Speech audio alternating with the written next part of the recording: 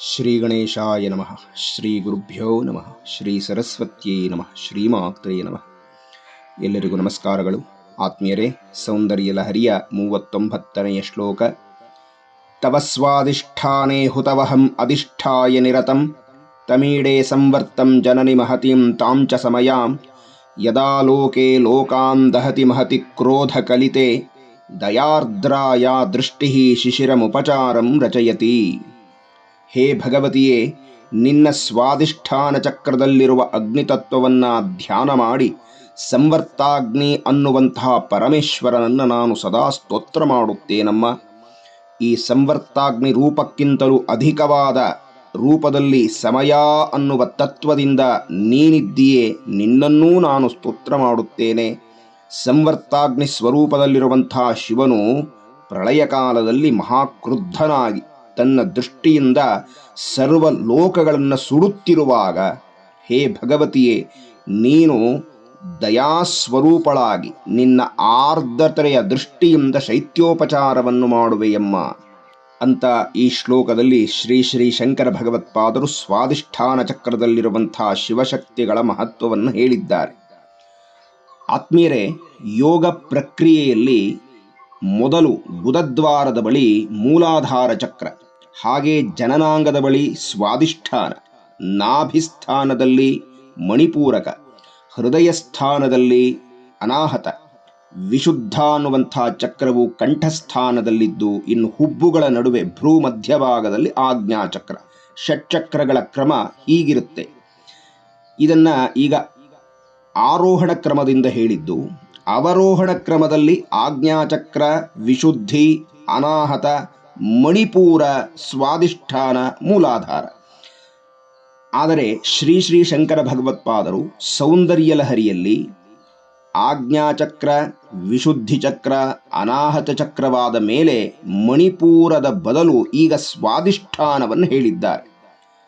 ಬಹುಶಃ ಆಚಾರ್ಯರ ದರ್ಶನ, ಯೋಗದೃಷ್ಟಿಯ ದರ್ಶನದ ಒಂದು ಭಿನ್ನತೆ ಇಲ್ಲಿ ನಾವು ನೋಡಬಹುದಾಗಿದೆ. ಅದಕ್ಕೆ ಹೆಚ್ಚು ಕಾರಣ ನನಗೂ ಸಹ ತಿಳಿದಿಲ್ಲವಾದ್ದರಿಂದ ಅಷ್ಟಕ್ಕೆ ಆ ವಿಚಾರವನ್ನು ನಿಲ್ಲಿಸಿ, ಇನ್ನು ಈ ಸ್ವಾಧಿಷ್ಠಾನ ಚಕ್ರವು 6 ದಳಗಳಿಂದ ಕೂಡಿರುತ್ತೆ. ನೋಡಿ, ಈ ಶ್ಲೋಕ ಆರಂಭವಾಗುವಂಥದ್ದು ತವ ಸ್ವಾಧಿಷ್ಠಾನೇ ಹುತವಹಂ ಅಧಿಷ್ಠಾಯ ನಿರತಂ ತಮೀಡೇ ಸಂವರ್ತಂ ಜನನಿ ಮಹತೀಂ ತಾಂಚ ಸಮಯಾಂ ಅಂತ ಹೇಳಿದ್ದಾರೆ.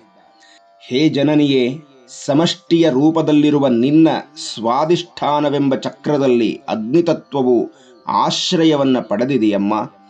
ಈ ಚಕ್ರದಲ್ಲಿರುವಂತಹ ಶಿವಶಕ್ತಿಗಳಾದ ನಿಮ್ಮಿಬ್ಬರಿಗೆ ಸಮಯ, ಸಂವರ್ತ ಅನ್ನುವ ಹೆಸರಿದೆ. ಶಿವನು ಸಂವರ್ತ ಅನ್ನುವ ಪ್ರಳಯ ಕಾಲದಲ್ಲಿ ಸರ್ವವನ್ನು ಸುಟ್ಟು ಹಾಕಬಹುದಾದ ಮಹಾಗ್ನಿ ಸ್ವರೂಪನಾಗಿದ್ದಾನೆ. ಜಗನ್ಮಾತೆಯು ಸಮಯ ಎಂಬ ಸ್ವರೂಪದಿಂದ ಆರ್ದ್ರತೆಯಿಂದ ದಯಾಸಂಪನ್ನಳಾಗಿ ಕೂಡಿದ್ದಾಳೆ ಅಂತ ಹೇಳ್ತಾ ಇದ್ದಾರೆ.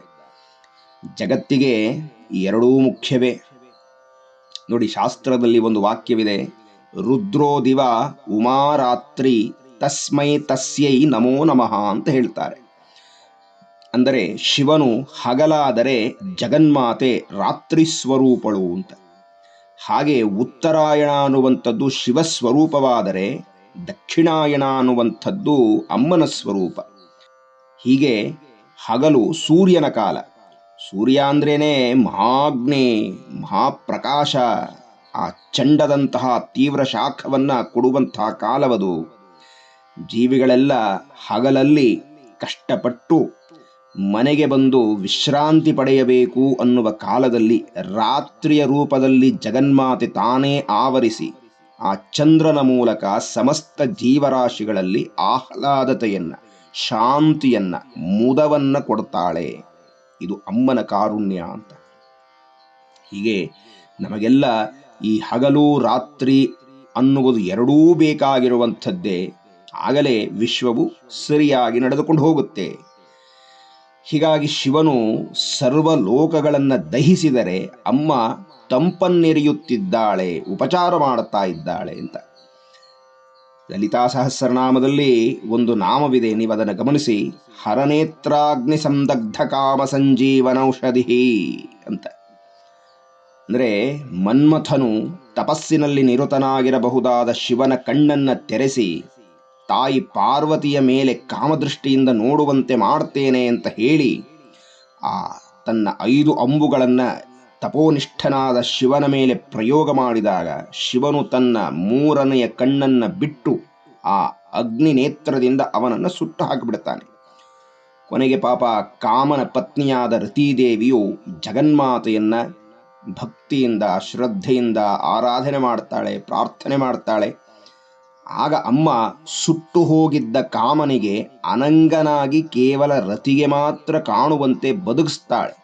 ಹಾಗಾಗಿ ಹರನೇತ್ರಾಗ್ನಿ ಸಂದಗ್ಧ ಕಾಮ ಸಂಜೀವನೌಷಧಿ, ಶಿವ ಸುಟ್ಟು ಹಾಕಿದ ಅಮ್ಮ ಮತ್ತೆ ಬದುಕಿಸಿದಳು ಅಂತ. ಹಾಗಾಗಿ ಈ ನಾಮವು ಈ ಶ್ಲೋಕದೊಂದಿಗೆ ವಿಶೇಷವಾದ ಅನುಬಂಧವನ್ನು ಹೊಂದಿದೆ ಅಂತ. ಈ ಅಗ್ನಿತತ್ವವು ಮತ್ತು ಜಲತತ್ವವು ಒಂದಕ್ಕೊಂದು ಆಧಾರ ಆಧೇಯವಾಗಿರುತ್ತೆ. ನೀರು ಬಿಸಿಲಿಗೆ ಆವಿಯಾದಾಗ ಮೇಘವಾಗಿ ಉತ್ಪತ್ತಿಯಾಗುತ್ತೆ.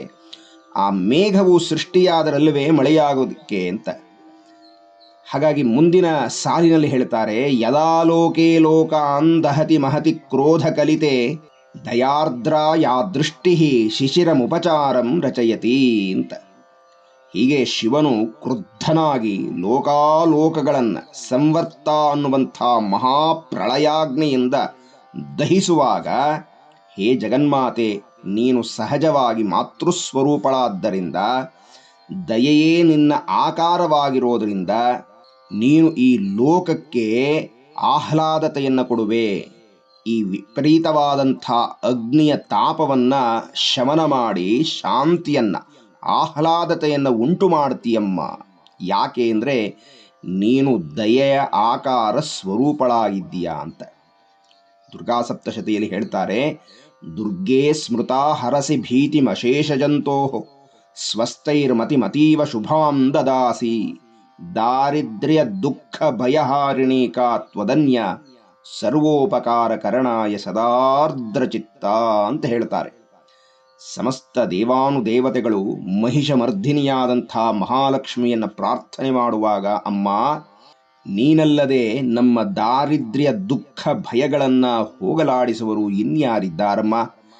ನೀನು ಮಾತ್ರವೇ ನಮಗೆ ಒದಗಬಹುದಾದಂಥ ಎಲ್ಲ ರೀತಿಯ ವಿಪತ್ತುಗಳಿಂದ ರಕ್ಷಣೆ ಮಾಡುವ ಸರ್ವ ಸಾಮರ್ಥ್ಯವನ್ನು ನೀನೇ ಹೊಂದಿರುವಂಥವಳು. ಯಾಕೆ ಅಂದರೆ ನೀನು ಆರ್ದ್ರಚಿತ್ತಳು.